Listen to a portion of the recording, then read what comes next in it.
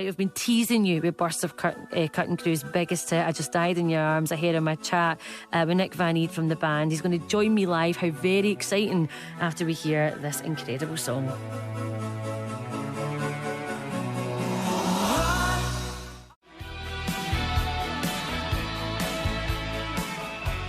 What a tune. Absolutely love it. And my next guest is the Grammy-nominated, multi-million selling musician and songwriter Nick Van Eed, the frontman of English rock band Cutting Crew, whose global #1 hit, I Just Died in Your Arms, which you just heard there, racked up, wait for it, 6 million plays on US radio alone, and is widely considered one of the finest songs of all time.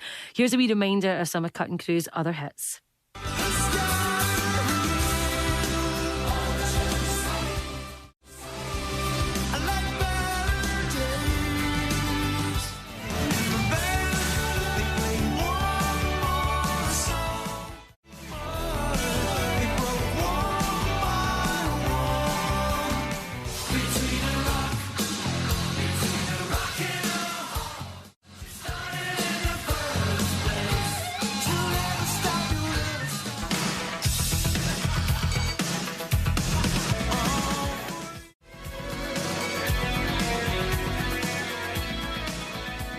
Oh, we're in Cutting Crew heaven here, aren't we? You heard Any Colour, One for the Mockingbird, Between a Rock and a Hard Place, and The Scattering. And if that's not exciting enough, the band are going to be performing live in Dunfermline on Saturday night.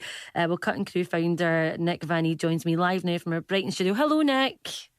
Good afternoon, Michelle. Good afternoon, Scotland. Oh, Nick, it's so lovely to have you on the show, and it's so lovely to hear all that amazing music. We're really excited you're coming up here and playing in Dunfermline at the weekend. Are you looking forward to it?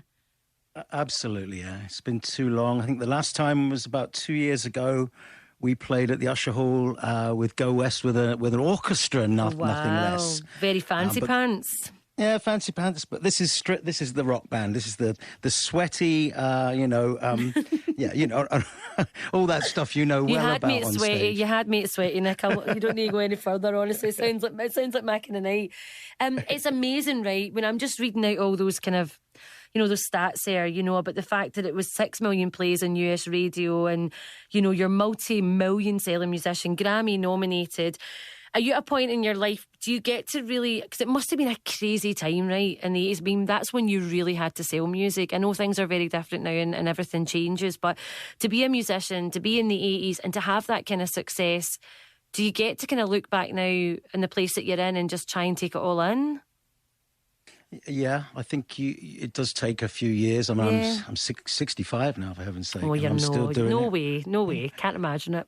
Yeah, and it's and all those statistics and things are all kind of nonsense in the end, but I am proud of them. I must just tell you one quick story, because it's a correction only on the we've updated the figures, and that is only last month I was on tour in France. And so I couldn't go to collect it, but my daughter, bless her, blue hair, tattoos everywhere, went to the Savoy in London to collect the 7 million play award in the USA. Goodness. So she's standing there with all these things hanging around, these bangles and awards. And this wonderful man from America, because it's an American company, said, I guess you're collecting the award because your father has passed on. Oh, no. She was like, no, he's on tour in France. But you know something, right? What an amazing, thing for your daughter. I mean, not that part, right? Thinking that you passed on, but, you'd be standing there collecting the 7 million plays on US radio, and for your daughter really to discover your music and that part of your life, and what you achieved with, with the band and with this song, and still do, because I know there's loads of new, you're getting loads of new audiences coming all the time. But how does she react? What was her reaction to that? She's obviously ever so proud, and of course she sat there with Freddie Mercury's nephew, because he received an award for Uncle Fred, and all this younger generation. But let's just say she didn't disgrace herself, because she does like a beer or two. But as you said, Michelle, it really is a privilege and an amazing thing that songs like that, there are many other huge songs. This is my whopper, but it just keeps getting like a relay race, sort of handed down generation degeneration. Stranger Things, we got a big and piece Lego on that. Batman movie, US Super Bowl, I mean, the Stranger Things is massive. We saw that with Kate Bush as well. We're running up that hill. I mean, that just went. When your song, you must get really excited when you see one of your songs like featuring in something like that, just because of the power and the reach that these shows have now, and the fact that we talk about that new audience, right? Because for those of us that remember it the first time round, it's amazing and we love it and it's very nostalgic and it's an absolute tune. But for the newer audiences that are coming on board and the kids and stuff that are watching like the Lego movies, I mean, I think that's vitally important. Well, the lady who, not my hairdresser, but the lady who shampoos my hair at the salon. Darling, you've got a different person shampooing your hair. That's when you know you're a multi-million selling musician. That's when you've absolutely made it, yeah. She's about 24, 25, and she's been doing me. She's been doing me for years. And she said, "Oh, I didn't realise you were that bloke. I saw you on heard it on Stranger Things last week." So you see, you pull in another by the 100,000 with these amazing teeth. Anyway, blah blah blah. I'm very lucky man. Very lucky man. Tell me about touring now, because you are, you obviously, I can just tell. I mean, I can just hear how excited and happy you are that you're on the road and that you're getting, you're doing what obviously you love doing, and this being the real rock and roll show. Tell me how touring's different now, and in terms of your control over it and the set lists and your interaction with the audience. The walking on stage is exactly the same, hopefully, as when I was, 18 before Cutting Crew. That excitement, that warming up your voice. You toured with Slade, didn't you, when you were 18? That's how it started off for you. Yeah, I got found in a hospital pub. Chas Chandler, the manager of Slade, walked in and said... he gave me his business card, which I must explain to your younger listeners. That's a piece of paper with your name on it and a telephone number. Touring with Slade must have been at 18 an unbelievable experience. That was brutal. They were fantastic. They changed my life literally because they taught me about, standing on stage and whatever happens, keep smiling, they would put electricity into my microphone. They saw the legs off my stool. It was a real initiation then. Totally. But no, so it's great. I still do it. We've just done 19 dates across Europe. It's harder. I mean, I won't, not having a hit record for many years, you've got to do it by social media and by the brand and word of mouth and good reviews. So we're not playing, 5,000 seaters. We're playing, 750 to 1,000. But in Switzerland, in Austria, in Germany, in Italy, in Holland, so it's a privilege. And also, one of the oddest things I've just found out is, you get Spotify numbers and things of how many plays. Mm-hmm. It's the biggest Spotify country for us now is Mexico.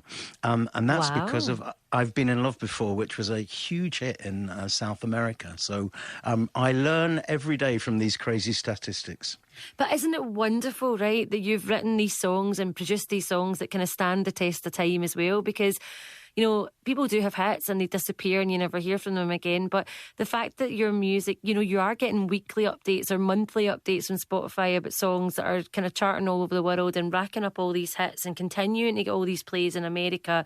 Another just a casual millions just been added on there. I think that speaks volumes as well. And it's not just about writing a great song, but a song that will last the kind of test of time. Yeah. What can I say? I mean... I think this is apropos of your question, and that is that I bought an old stereogram. It hasn't arrived yet. A Blaupunkt 1960s stereogram. When they're like a piece of the furniture. It's a beautiful piece of kit. So I've got to get the vinyl out again. And I found all my vinyl about 6 months ago, and there's one called North of the Border.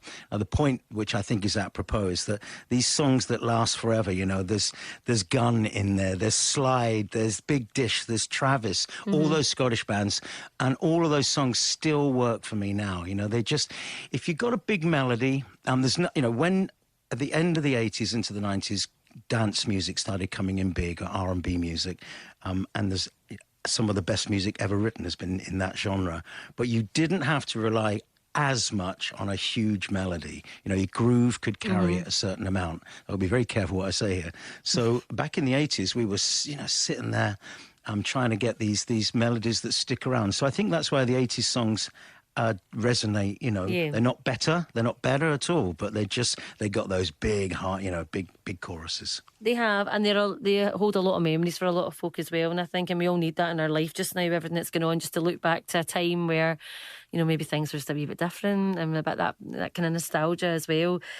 We are so excited you're coming to Dunfermline at the weekend. I have to mention just very quickly this lovely story about the Konjaks, the London Mail duo, the cabbie and the photographer, who are releasing a new single, London Town, and you are on backing vocals. How did they manage to snag you?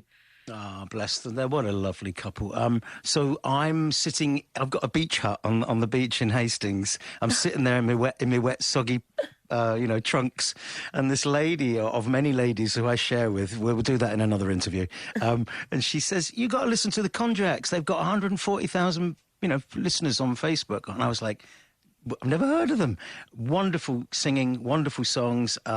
They came and saw me in Southend with the orchestra again, and we fell in love. And I said, well, if ever you want to, and of course, before I could end the sentence, I'm in their studio singing backing vocals. No, actually, it's a duet. It's sort of, really? him, me, and it's a wonderful song, really catchy.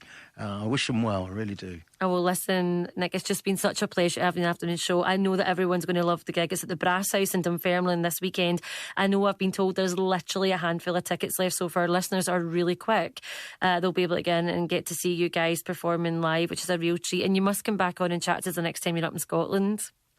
Absolute pleasure. Stevie Agnew supporting us. That's son of Pete from Nazareth, another Dunfermline favourite son. Oh, wow. Love you, Scotland. My wife's Scottish. My guitarist has just moved back to Fife, so we're going to have a real party that night. Oh, listen, we cannot wait. It's been so lovely to have you on the show. Thanks so much, and have a great gig.